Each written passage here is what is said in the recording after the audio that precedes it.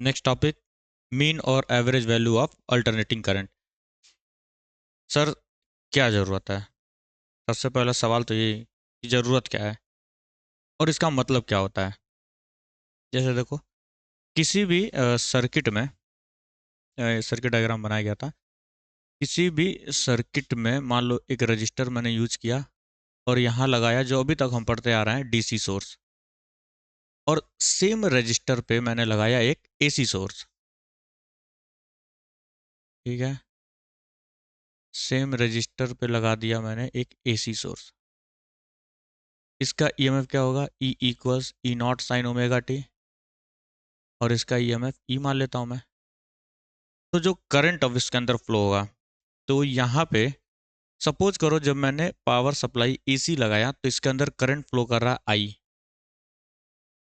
और जितना ये चार्ज, नंबर ऑफ चार्ज या जितना भी करंट का इफेक्ट होगा जो ये एसी दे रहा होगा, जब मैं एसी को रिप्लेस करूंगा डीसी से, तो वो कितने करंट पे उतना ही चार्ज भेज रहा होगा, उसी को बोलते हैं हम लोग मीन या एवरेज। समझाता हूँ अभी फिर से। सपोज करो मैंने एसी सोर्स लगाया किसी भी एक रजिस्टर से, और आई करंट गया। करंट से नहीं बताते हम लोग, बेसिकली यहाँ पे नंबर ऑफ चार्जेस से हम लोग बताते हैं। सपोज करो 100 चार्जेस गए इसके अंदर, सही। अब उतना ही अमाउंट में चार्ज मैं इस रजिस्टर से लेकर के जाना चाहता हूँ, बट डीसी सोर्स से, तो कितना अमाउंट में करंट मुझे सप्लाई करना पड़ेगा, इसी को बोला जाता है एवरेज या मीन वैल्यू ऑफ करंट। ठीक, डेफिनेशन भी लिखवाया गया है, पढ़ देता हूँ मैं इसको भी। It is defined as that value of steady current, steady मतलब DC current, which would send the same amount of charge through a circuit in the same time of half cycle as is sent by AC through the same circuit in the same time। सही है। एक मान लो 1 minute की मैंने बात की, 1 minute में ये जो बैटरी है 100 चार्जेस को भेज रहा है यहाँ से, सही। तो वही 1 मिनट में 100 चार्जेज मैं चाहता हूँ डीसी से भी जाए, तो जितना अमाउंट मुझे करंट देना पड़ेगा उसी को बोला गया मीन करंट या एवरेज करंट। लेकिन सर यहाँ पे हाफ साइकिल ही क्यों बोला आपने? फुल साइकिल क्यों नहीं बोला गया? क्योंकि फुल साइकिल में हमको पता है एसी, एसी हाफ साइकिल में ही ऑपरेट करता है। फुल साइकिल में ऐसे पढ़े थे हम लोग, पॉजिटिव करंट निगेटिव करंट। तो सर अगर फुल साइकिल में लेता हूँ तो जितना चार्जेस पॉजिटिव में गए होंगे, जो गए होंगे उतने ही वापस आए होंगे, तो सर निगेटिव उतना ही निगेटिव, तो ओवरऑल कैंसल आउट हो जाएगा। Means net mean value of current कितनी होती है यहाँ पे? जीरो होती है। अगर कंप्लीट साइकिल में देखें हम लोग, कंप्लीट टाइम पीरियड में देखें, तो नेट करंट कितना हो जाता है हमारा? जीरो हो जाता है। और अगर करंट जीरो तो इसका मतलब रजिस्टर वर्क किया नहीं होगा, लेकिन रजिस्टर वर्क करता है। अरे घर में एसी सप्लाई आती है, पंखा चल रहा है, फ्रिज चल रहा है, सब कुछ चल रहा है, इसका मतलब करंट आ रहा होगा। लेकिन अगर मैं कंप्लीट साइकिल में इंटीग्रेट करता हूँ नंबर ऑफ चार्जेस निकालने के लिए, तो जीरो है सर, है ना। कैसे निकालेंगे कंप्लीट साइकिल में? हमको पता है आई इज इक्वल टू क्या होता है, D Q by D T होता है। तो डी क्यू यहाँ से कैसे निकाल सकता हूँ मैं? आई इंटू डी टी। आई का इक्वेशन इसी के लिए क्या होता है? I nought sine omega T करो चाहे कॉस ओमेगा टी करो। अगर मैं इसको कंप्लीट साइकिल के लिए जीरो से टी तक के लिए अगर मैं इंटीग्रेट करता हूँ, I nought sine omega T D T, I nought बाहर चला आएगा, integration sine omega T D T. और इंटीग्रेशन का मतलब क्या होता है? एडिशन। मतलब साइन ओमेगा टी का जो ग्राफ है उसको ऐड करो, तो हाफ पॉजिटिव है हाफ निगेटिव है, तो ओवरऑल कितना हो जाएगा? ये जीरो हो जाएगा। इंटीग्रेट करके भी देख सकते हो तुम इसको, इंटीग्रेट करके देख लेना, जीरो ही आएगा ये। तो जीरो हो गया सर, नेट चार्ज जीरो तो नेट करंट जीरो। लेकिन फिर भी रजिस्टर ऑपरेट कर रहा है, इसका मतलब करंट गया है उसके अंदर से। तो क्या बोला गया था? हाफ, हाफ साइकिल में जितना भी काम होता है वही करंट हमारा भेजता है, ठीक है ना। तो इसको अब डिराइव कर लेते हैं। कैसे डिराइव किया जाएगा, कैसे वैल्यू को निकाली जाएगी, उसको देखते हैं ज़रा। ठीक है, तो जैसा डेफिनेशन हमारा बोला था उसी तरह से चलते हैं। सबसे पहले हम नंबर ऑफ चार्जेस को निकाल लेते हैं। चार्ज निकालते हैं, कितना चार्ज फ्लो कर रहा है। तो चार्ज हमारा क्या होता है? अभी भी फॉर्मूला लिखा था, D Q is equal to I D T, और यहाँ से आई कितना हो जाएगा? I nought sine omega T. Value को पुट करते हैं यहाँ पे, I nought sine omega T. सबसे पहले देखो मैं कर क्या रहा हूँ, मैं कर रहा हूँ कि पहले इसमें पता तो चले कितने चार्जेस जा रहे हैं, उसी को इससे इक्वेट करूंगा मैं। सबसे पहले मैं एसी में निकालना चाहता हूँ कि कितना चार्ज यहाँ से फ्लो कर रहा है, वही सेम चार्ज मैं यहाँ से फ्लो कराऊंगा तो करंट निकालूंगा मैं। तो सबसे पहले मैं एसी में निकालूंगा चार्ज कितना जा रहा है, तो डी क्यू ये हो जाएगा, इंटीग्रेट करेंगे क्यू हाफ साइकिल में 0 से t/2, क्यों फुल साइकिल में नहीं करेंगे बता दिया, क्योंकि 0 हो जाता है फिर। तो इसको इंटीग्रेट करेंगे सर आई नॉट 0 से t/2 sign omega T, I not कितना हो जाएगा T T T T, sign omega T क्या होता है, माइनस को बाहर निकाल दूं, माइनस को बाहर निकाल लेते हैं, कॉस ओमेगा टी अपॉन में ओमेगा हो जाएगा, lower limit upper limit values को पुट करते हैं, minus I not by omega को बाहर निकालते हैं और ये हो जाएगा cos omega t/2 minus cos 0 degree. अब सर कॉस ओमेगा t/2 कितना होता है, कल ही बताया गया था, ओमेगा इज इक्वल टू 2 पाई/टी होता है। तो यहाँ से सर अगर मैं निकालूँ तो ओमेगा t/2 कितना हो जाने वाला है, पाई हो जाएगा ना, 2 भी नीचे ला दिया तो पाई हो जाने वाला है। तो यहाँ से मैं वैल्यू पुट करूँगा I not by omega cos pi minus cos 0 degree.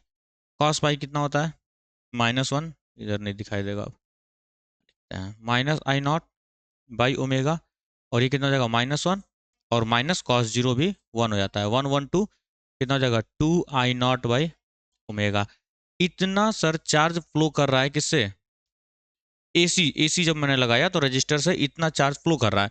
मैं चाहता हूं कि same number of charge DC से फ्लो करवाऊं और देखूं डीसी कितने पे ऑपरेट कर रहा है, उसी को एवरेज करंट बोला गया था, है ना। जितना चार्ज एसी भेजेगा वही सेम चार्ज सेम टाइम में डीसी भेज रहा होगा जिस करंट पे, उसी करंट को बोला गया मीन और एवरेज वैल्यू ऑफ करंट। तो अब डीसी के लिए मैं लिख रहा हूँ, डीसी के लिए हमको पता है क्या होगा, charge is equal to direct में लिख दूंगा आई एवरेज इंटू टाइम क्या था t/2 था, क्योंकि वहां चेंज थोड़ी होता है, करंट चेंज होता है क्या डीसी में ना, यहाँ पे चेंज हो रहा था इसीलिए मैंने क्या लिया था डी क्यू डी टी लिया था मैंने, स्मॉल इन्फाइनेटली स्मॉल लिया था। अब डीसी में क्योंकि कांस्टेंट होता है, डीसी में मान लेता हूँ आई एवरेज करंट फ्लो कर रहा है, तो चार्ज क्या होता है करंट इनटू टाइम, है ना। तो ये डीसी के लिए लिख रहा हूँ मैं, इसीलिए मैं यहाँ इंटीग्रेट नहीं कर रहा हूँ क्योंकि डीसी में करंट कांस्टेंट होता है। एसी में मैंने इंटीग्रेट किया क्योंकि वहाँ पे समय के साथ पल पल करंट की वैल्यू बदलती रहती है। तो ये भी वही चार्ज है, ये भी वही चार्ज है, क्यू ये भी है, क्यू ये भी है। इसको मान लेता हूँ इक्वेशन नंबर 2, इसको मान लेते हैं इक्वेशन नंबर 1। देयरफॉर दोनों को जब मैं इक्वेट करूंगा I A V into t/2 equals 2 I0 by omega, सही जा रहा है। यहाँ से आई एवरेज की वैल्यू निकालेंगे कितना हो जाएगा, क्रॉस मल्टीप्लाई कर दें 2I0, ये 2 उधर जाएगा 4 कर देगा क्या, चलो लिख देते हैं 4I0 बाई ओमेगा टी। और अभी अभी पढ़ा हमने ओमेगा टी क्या होता है 2 पाई, तो 2 पाई पुट कर देते हैं, तो आई एवरेज की वैल्यू क्या हो जाएगी 4I0 by 2 pi, cancel out करूंगा तो आई एवरेज कितना हो जाएगा 2/पाई I0 हो जाएगा। और 2/पाई की वैल्यू कितनी होती है 0.637 I0। मतलब कि एसी में, एसी की जो मैक्सिमम वैल्यू थी, सपोज करो 100 एम्पियर था मैक्सिमम वैल्यू, 100 एम्पियर वाले मैक्सिमम एम्पलीट्यूड वाले एसी को जब मैंने भेजा तो वो जितना चार्जेस को फ्लो करवा रहा था सेम वही रजिस्टर को जब मैंने डीसी में लगाया तो डीसी 63.7 पे ही पास करवा दिया उस चीज़ को। आती बात समझ में, ठीक है। तो प्रैक्टिकल एग्जांपल इसका क्या हो सकता है कि जब भी हम लोग बैटरी को चार्ज करते हैं, किसी भी बैटरी को, मोबाइल की बैटरी हो, इन्वर्टर की बैटरी हो, तो हम लोग इन्वर्टर लगाते हैं या एडेप्टर लगाते हैं।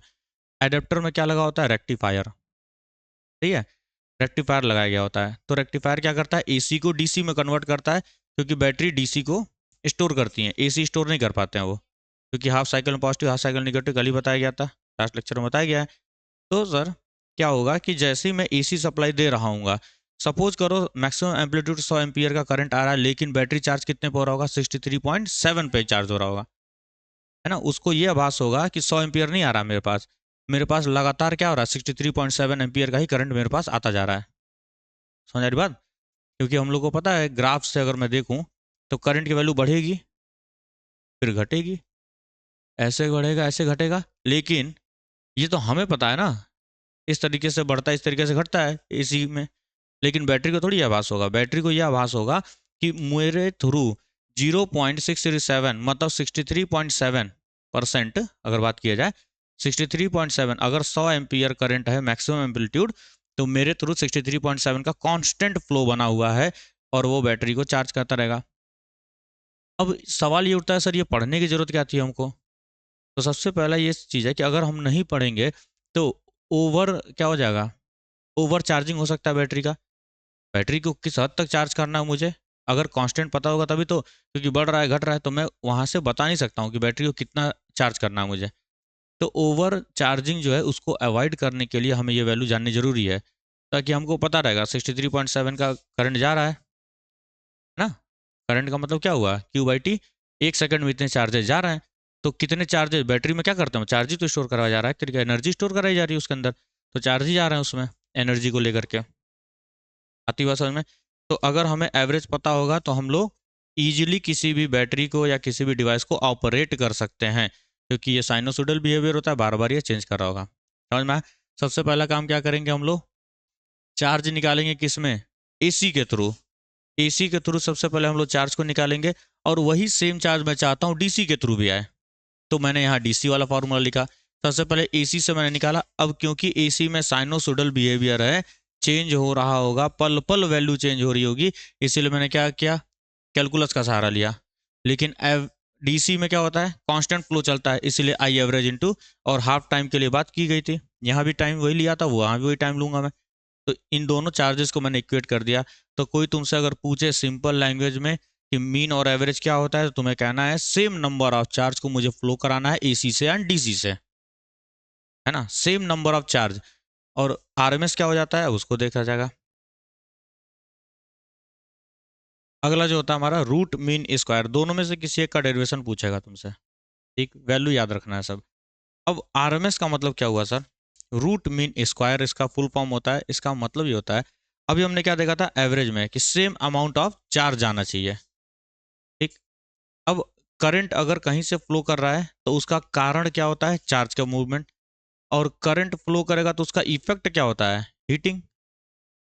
तो करंट से ही हम लोग लेके चलते हैं, करंट फ्लो होने का कारण क्या होता है, कॉज एंड इफेक्ट लेकर चलते हैं। कॉज क्या था, करंट प्रोड्यूस, चार्ज की वजह से करंट आता है, और करंट अगर कहीं से फ्लो करेगा तो उसका इफेक्ट क्या होगा, हीट होगा, हीट जनरेशन करेगा वो।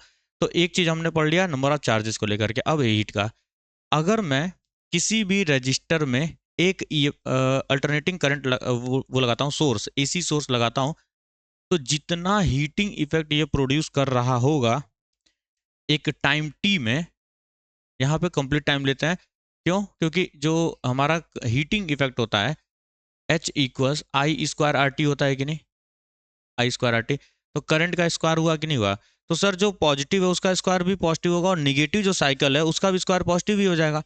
तो यहाँ पे कंप्लीट साइकिल में हमको हीट मिलता है ना। इस वजह से यहाँ कंप्लीट साइकिल लेके चलते हैं।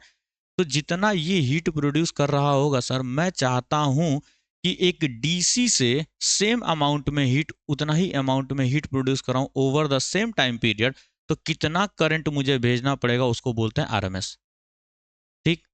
एवरेज क्या बताता है, टोटल नंबर ऑफ चार्जेस को लेकर चलता है, कॉज को लेकर चलता है, और ये एवरेज एवरेज लेके चलता है कॉज को, और आरएमएस क्या लेके चलता है, उसके इफेक्ट को लेके चलता है कि करंट प्रोड्यूस, करंट फ्लो कैसे हुआ, चार्जेस की वजह से, और करंट फ्लो होगा तो करेगा क्या, हीटिंग इफेक्ट देगा। तो ये दो चीजें होती हैं, इसीलिए इन्हीं दोनों को लेकर के डेफिनेशन को बनाया गया था। बात समझ में आ गई। आरएमएस का मतलब क्या हुआ, आरएमएस का मतलब हुआ कि अगर एक रजिस्टर को एसी सोर्स से लगाता हूं एक टाइम पीरियड के लिए, तो जितना अमाउंट में वो हीट प्रोड्यूस करेगा, सेम अमाउंट ऑफ हीट मैं चाहता हूं डीसी भी प्रोड्यूस करे, तो वो किस करंट पे करेगा, उसी करंट को बोलते हैं आरएमएस। सिंपल। अरे आधा जीवन निकल जाता है एवरेज और आरएमएस को समझने में सिर्फ, उसके बाद वो गलत बोल देते हैं सब जा करके। सिंपल मतलब समझा दिया ना, कॉज और इफेक्ट है, सिंपल सा है ये चीज। अब इसको क्या करते हैं, इसका भी एक्सप्रेशन निकाल लेते हैं, ठीक। अब इसमें क्या भी बोला मैंने, हीटिंग इफेक्ट बोला था कि नहीं। तो सबसे पहले मैं हीट निकालूंगा किससे, एसी से। एसी में कितना हीट आ रहा है पहले वो निकाल लेते हैं। सर हमको हीट का फॉर्मूला पता है, H is equal to I square R T, लेकिन सर साइनोसोडल बिहेवियर है, करंट पल पल चेंज हो रहा होगा, तो हीट की वैल्यू भी पल पल चेंज हो रही होगी, that's why we have to take help of calculus. तो मैं छोटा सा हिट निकालता हूँ। सबसे पहले क्या होता है, I square R D T. तो आई की वैल्यू क्या है, I not square sine square omega T R D T, यही हो जाएगा। सर क्या क्या कांस्टेंट है बाहर निकालते हैं उसको, आर, और इंटीग्रेट भी कर देता हूँ यहीं लगे हाथ। Sign square omega T D T, zero से लेकर के कंप्लीट टाइम पीरियड के लिए, सही। क्योंकि निगेटिव पॉजिटिव हाफ साइकिल में भी क्या होगा, स्क्वायर होगा ना करंट का, स्क्वायर होगा तो ऑब्वियस सी बात है पॉजिटिव वैल्यू ही आने वाली है। लेकिन सर अब एक समस्या फिर से आ गई। क्या है वो समस्या, साइन स्क्वायर का तो इंटीग्रेशन होता ही नहीं है। साइन स्क्वायर को हमें बदलना पड़ेगा 1 - cos ω t/2 में। कैसे बदलते हैं, cos 2 थीटा का फॉर्मूला हम लोग पढ़े हैं 2 cos² θ-1 और 1 - 2 sin स्क्वायर थीटा। अब ध्यान से सुन लो, जब भी फिजिक्स में या कहीं पर भी इंटीग्रेशन में साइन स्क्वायर या कॉस स्क्वायर अगर आ गया, साइन स्क्वायर इसकी जगह कॉस स्क्वायर भी आ सकता था, हमेशा याद रखना इसी आइडेंटिटी का हम लोग यूज करते हैं। इसी आइडेंटिटी का यूज करेंगे। साइन स्क्वायर को क्या लिख सकता हूं मैं, 1 - cos 2 θ/2। तो यहाँ क्या लिखा जा सकता है, 0 से t, 1 - cos थीटा की जगह मैं क्या लिखूंगा, ओमेगा टी अपॉन में 2 लिखा जाएगा। सही है यहाँ तक। अच्छा यहाँ पे 2 भी होगा ना, देखो 2 ω t होगा ना यहाँ पे, 1 - cos 2 ω t होगा। देखो यहाँ पे cos 2 θ है ना, जब यहाँ थीटा लिखा तो यहाँ 2 θ है, तो जब यहाँ ओमेगा टी है तो यहाँ 2 ω t हो जाएगा। और लिमिट इंटीग्रेट करेंगे डी टी तक। अब इसको इंटीग्रेट करते हैं जल्दी से, आई नॉट स्क्वायर आर और 1/2 डी टी का कितना हो जाएगा, t/2, ठीक है ना। तो स्मॉल t/2 लिमिट बाद में पुट किया जाएगा, माइनस कॉस का कितना होता है, कॉस का साइन हो जाता है, साइन 2 ω t और 2 ω का 2 ω हो जाने वाला है, लोअर लिमिट अपर लिमिट। देखो सबसे पहले 1/2 t/2 हो जाएगा, 1/2 कॉमन है ना, कांस्टेंट है बाहर निकल जाएगा, 1 बचेगा, 1 का t हो जाता है, t/2 लिख दिया। स्मॉल लिखूंगा क्योंकि स्मॉल है ये। और फिर क्या बचा, अच्छा ये 2, ये भी तो है 2, ये 2 पहले से बैठा हुआ है ना, तो एक और 2 आएगा यहाँ पे, 4 हो जाएगा यहाँ पे, सही। वैल्यूज को पुट करते हैं, कितना हो जाएगा ये, आई नॉट स्क्वायर आर, और यहाँ पे हो जाएगा कैपिटल t/2, और ये तो सर जीरो ही हो जाएगा ना, ये तो जीरो ही हो जाएगा। अरे अपर लिमिट t है, लोअर लिमिट जीरो है, और साइन फंक्शन है ना, तो जीरो ही होगा वो तो। चल भाई पुट करके दिखा दे रहा हूँ, शकल बना रही हो। 1/4 ω कॉमन ले लेता हूँ। सबसे पहले अपर लिमिट पुट कर लेते हैं, sine 2 ω t minus sine zero, lower limit. और अभी अभी पढ़ा 2 ω t कितना होता है, 2 पाई होता है कि नहीं, तो यहाँ पे 4 पाई हो जाएगा, और साइन 4 पाई की वैल्यू जीरो होती है, और ये जीरो होता ही है, 0 - 0, तो सिर्फ इतना ही बचेगा कि नहीं। और मैं पूरा नहीं लिख रहा हूँ, बस इतना ही लिखता हूँ, सिर्फ इतना हो जाएगा t/2। तो ये हीटिंग इफेक्ट दिया किसने, एसी ने दिया फर्स्ट, एसी ने इतना हीटिंग इफेक्ट दिया। मैं चाहता हूँ कि सेम करंट पे, सेम सोर्स पे, सेम ईएमएफ पे क्या करे, डीसी पे मैं निकालना चाहता हूँ। और सर वी नो कि डीसी में क्या होता है, कांस्टेंट करंट जाता है, तो डीसी के लिए हीट का फॉर्मूला क्या लिखा जा सकता है, heat, heating effect for DC, I R M S, क्योंकि मैं मान के चल रहा हूँ आर एम एस करंट जा रहा है उसके अंदर, square into R into time period T लिया गया था, सही है। अब दोनों को इक्वेट कर लेते हैं, दोनों को इक्वेट करते हैं, क्योंकि ये भी हीटिंग इफेक्ट वही है, ये भी सेम हीटिंग इफेक्ट है।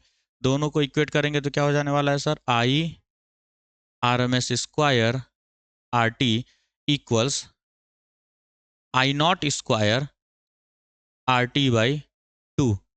कैंसिल आउट क्या क्या होगा, आर टी से आर टी कैंसिल आउट हो जाएगा, आई आर एम एस की वैल्यू कितनी आ जाने वाली है sir, I not by √2। Value को याद रखना हमेशा। और जितना भी तुमको पावर रेटिंग या ये सब लिख करके दिया गया होता है, करंट वगैरह, जो भी इलेक्ट्रिकल डिवाइस तुम खरीद के लाते हो, उसके पीछे देखना लिखा होगा 200 volt, 0.5 ampere, 1 ampere, 2 ampere, 3 ampere, जो भी चीज़ें लिखी गई होती हैं वो कौन सी वैल्यू बताती है, आरएमएस वैल्यू को बताती है वो कौन सी वैल्यू बताएगी, आरएमएस बताती है, वो मैक्सिमम नहीं बताता है वो। तो यहाँ समझ में आ गया। 1/√2 कितना होता है सर, 0.707, बहुत बढ़िया। 0.707 आई नॉट, तो आई आर एम एस कितना हो गया 0.707। अब इसका मतलब जरा समझते हैं कि अगर मैं किसी भी रजिस्टर में एसी को लगाता हूं और जितना वो 100, सपोज करो 100 एम्पियर का करंट भेजा मैंने, मैक्सिमम करंट 100 एम्पियर का मैं भेज रहा हूँ उसके अंदर से, पल पल बदल रहा होगा, 0 1 2 3 4 5 100 हुआ होगा, फिर से 99 98, फिर -100 हुआ होगा, फिर से 0 हुआ होगा। तो अगर 100 एम्पियर का करंट मैं भेज रहा हूँ तो वो जितना भी हीट प्रोड्यूस कर रहा होगा, सेम डीसी लगाने पे वो 70.7 एम्पियर करंट पे ही फ्लो कर रहा, उतना हीट प्रोड्यूस कर रहा होगा जितना एसी 100 पे फ्लो करा रहा होगा।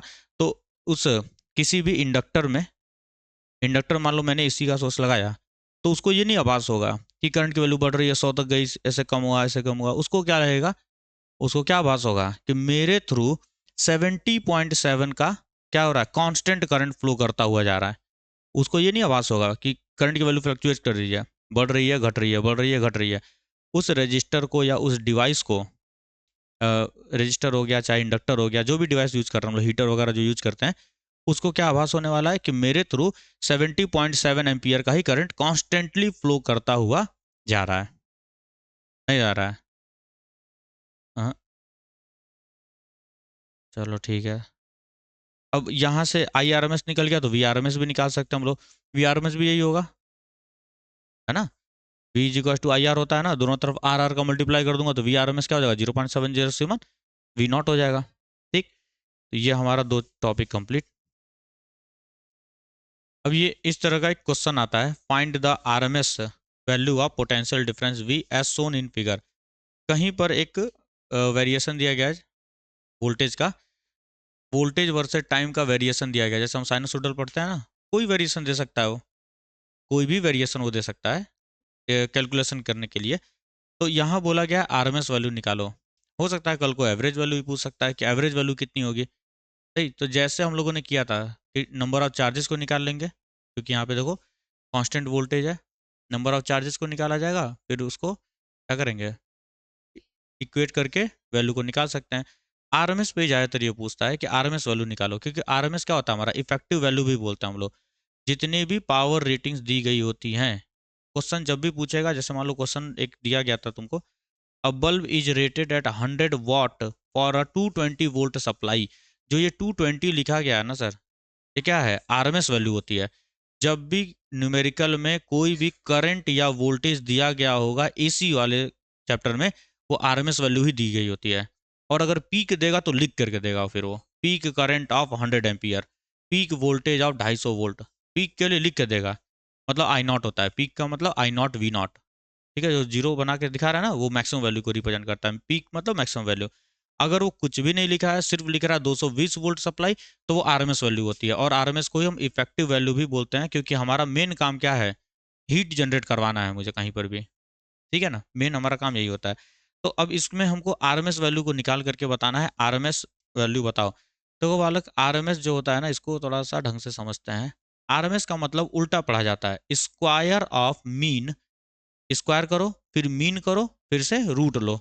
इसका मतलब ये होता है कि जिसका भी पूछा गया है ना, कंपटीशन में क्वेश्चंस आते हैं, आरएमएस स्पीड निकालो, RMS velocity, RMS voltage, RMS current, ये जब भी पूछा जाएगा याद रखना, आरएमएस रूट मीन स्क्वायर इसका फुल फॉर्म होता है।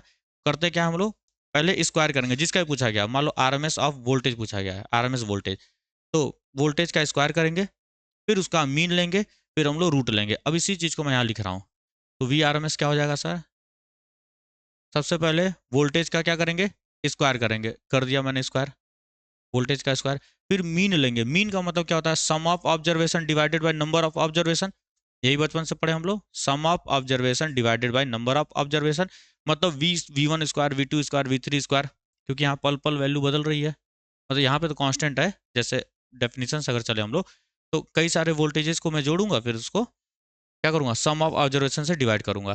ठीक, तो उसको करने के लिए क्या करते हैं हम लोग, वी स्क्वायर, बोलो, D T from zero to time T, ये क्या निकला, टोटल वोल्टेज निकल गया कि नहीं, टाइम टी के अक्रॉस, टाइम टी के अक्रॉस या पूरे टाइम टी के अक्रॉस क्या हो गया, पूरा वोल्टेज मिल गया हमको।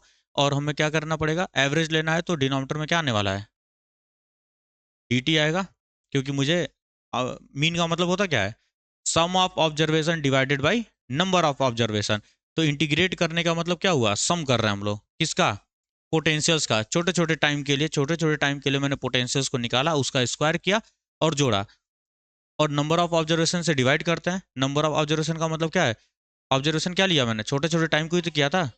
ऑब्जर्वेशन क्या था मेरा, मैंने इस टाइम के गैप को छोटा छोटा पार्ट में तोड़ दिया, तो मेरे नंबर ऑफ ऑब्जर्वेशन क्या हो जाएंगे, टाइम होंगे, जिसको ब्रेक किया गया वो। अब यहां तक पहुंच गया हूं मैं, मीन तक क्या ले लेंगे, रूट ले लेंगे। रूट का मतलब ऐसा चढ़ा दिया जाएगा, या तो 1/2 पावर कर लो या तो रूट चढ़ा दो, हो गया। वोल्टेज का स्क्वायर फिर से मीन फिर से रूट, आरएमएस वैल्यू उल्टा पढ़ा जाता है, square of voltage then mean of square then root of whole thing. अब यहाँ पे जो 0 से t तक मैंने लिया है, क्योंकि एक कंप्लीट साइकिल में ही पूछा गया था, ठीक है ना, V S shown in the figure, हाँ कंप्लीट साइकिल के लिए, क्योंकि हमको यहाँ पे देखो इन्फॉर्मेशन जो दी गई है 0 से t तक का दिया गया है कि नहीं, तो मैं t तक ही निकाल सकता हूँ, उसके आगे मुझे निकालने की जरूरत नहीं है, क्योंकि उसके बाद ये रिपीट कर रहा है ना अपने आप को, देखो यही वाला ग्राफ बार बार रिपीट कर रहा होगा। तो ये टाइम t तक, 0 से लेकर टाइम t तक क्या है, ये हमारा ग्राफ का है, बिहेवियर है, और यही चीज बार बार रिपीट हो रहा होगा, तो हर बार नहीं निकालना होता है, किसी भी एक को पकड़ो वहां तक बस कैलकुलेट कर देते हैं। अब सर क्योंकि ये 0 से t दो पार्ट में बटा हुआ है, 0 से t/2, t/2 से t, तो मैं भी क्या करूंगा, फंक्शन को ब्रेक करूंगा, और इसका मतलब t हो जाएगा कि नहीं, तो इसको बाहर निकाल दें, 1/√t, थोड़ा इजी हो जाएगा कैलकुलेशन करना।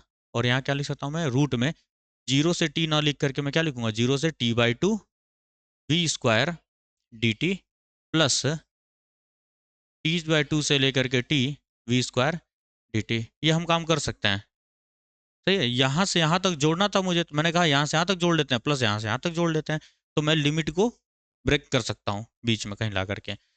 अब आगे चलते हैं, फंक्शन देखो कौन कौन सा गवर्न कर रहा है। 0 से t/2 में, 0 से t/2 में v नॉट है, v की वैल्यू क्या है, v नॉट है, तो मैं v की जगह क्या रख दूंगा, v नॉट रख दूंगा। 0 से t/2 v नॉट और स्क्वायर बैठा था dt, प्लस ये कितना हो जाएगा, 0 हो जाएगा। क्यों सर, क्योंकि t/2 से t में वोल्टेज की वैल्यू कितनी है, 0 है, 0 का स्क्वायर इंटू dt 0 ही हो जाता है, लिखने की कोई मतलब है ही नहीं वहाँ पे, सही। 1/√t।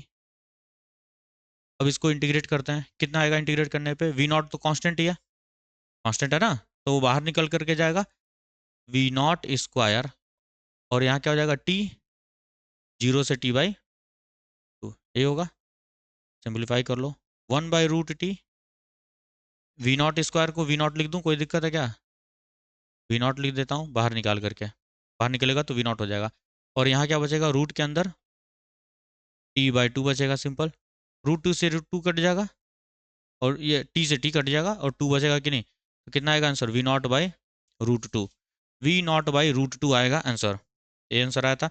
मतलब आरएमएस वैल्यू क्या है, अगर मैं इस तरीके का एसी तो है ये देखो, बढ़ा फिर जीरो हुआ, फिर बढ़ा फिर जीरो हुआ, तो अल्टरनेटिंग है कि नहीं है।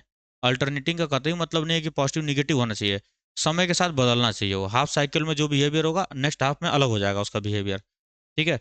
हाफ साइकिल में करंट आ रहा था, वोल्टेज आ रहा था, नेक्स्ट हाफ में वोल्टेज है ही नहीं, तो मतलब ये अल्टरनेटिंग है, हर अल्टरनेट मतलब एक के बाद एक के बाद एक के बाद ये रिपीट कर रहा होगा अपने आप को, ठीक है सर। तो यहाँ क्या पता चला हमको कि वी आर एम एस का, अगर मैं ये इस तरह का वोल्टेज किसी भी रजिस्टर में देता हूँ, तो जितना हीटिंग इफेक्ट वो करेगा, क्योंकि आरएमएस है, आरएमएस का मतलब हीटिंग इफेक्ट, जितना ये हीट प्रोड्यूस करेगा उतना ही हीट v0/√2 मतलब 0.707, 70.7 एम्पियर डीसी कर देगा, है ना। अगर 100 वोल्ट मैं लेता हूँ, अगर इसकी मैक्सिमम वैल्यू को 100 लेता हूँ मैं, अगर 100 वोल्ट वाला एसी सप्लाई मैंने लगाया, मैक्सिमम जो है 100 वोल्ट वाला अगर मैं लगा करके भेजता हूँ, मैक्सिमम जिसका करंट वोल्टेज है, वो जितना हीट प्रोड्यूस करेगा वो 70.7, 1/√2 का मतलब क्या होता है 0.707, 70.7 उतना हीट डीसी प्रोड्यूस कर देगा हमारा। तो समझ में आया क्या, इस तरह का क्वेश्चन आएगा तो कैसे सॉल्व करेंगे हम लोग, है ना, तो ये कर लेना लो। अगर मान लो एवरेज पूछता, अगर मान लो एवरेज पूछ लेता, उसको भी बता देता हूँ मैं कैसे निकालना, पूरा कैलकुलेट नहीं करूंगा। वी एवरेज का मतलब किससे दिखा रहे थे हम लोग, उधर कैसे लिखे थे, एवरेज को कैसे लिखा रहता है, एवी लिखे थे ना, हाँ तो एवी एवरेज, एवरेज का मतलब क्या होता है, एवरेज मतलब मीन, मीन मतलब sum of observation divided by number of observation, तो बस ठीक है। सम ऑफ ऑब्जर्वेशन कैसे निकालना है, ये तो है, क्या हो जाएगा 0 से t वी डी टी, ये क्या निकालेगा, sum of observation divided by number of observation, क्या हो जाएगा, डी टी हो जाएगा। सिंपल, सिंपल हो गया। अरे उधर भी वही किया ना, पहले स्क्वायर करके मीन लिया था कि नहीं, हमें स्क्वायर स्क्वायर नहीं करना, सीधा मीन लेना है। तो मीन का ये फॉर्मूला, मीन का फॉर्मूला क्या होता है, 0 to t sum of observation, ये पूरा क्या है, छोटे छोटे टाइम में वोल्टेज का सम अपॉन में टोटल टाइम का सम। ठीक, तो यहाँ पे वैल्यू को पुट कर लेना, इंटीग्रेट कर लोगे, आंसर निकल कर क्या जाएगा।